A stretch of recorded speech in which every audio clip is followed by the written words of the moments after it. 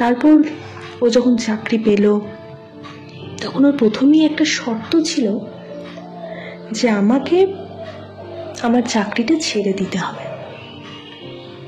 আমি বললাম কেন ছাড়বো?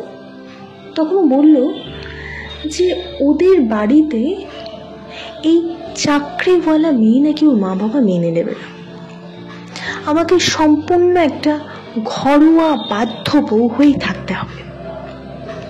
আমি সেটা মেনে নিতে পারবো না, কারণ আমি এত কষ্ট করে এই চাকরিটা পেয়েছি। আমার মনে হয়নি যে আমাকে আমার নিজের ভালোবাসা মানুষটাকে পাওয়ার জন্য আমাকে এই চাকরিটা ছেড়ে দিতে হবে।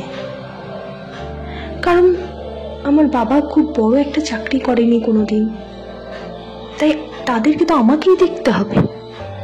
তাদের সব ওষুধপত্র লাগছে, ডাক্তারি খরচ, সেগুলো তো আমাকে দিতে হবে।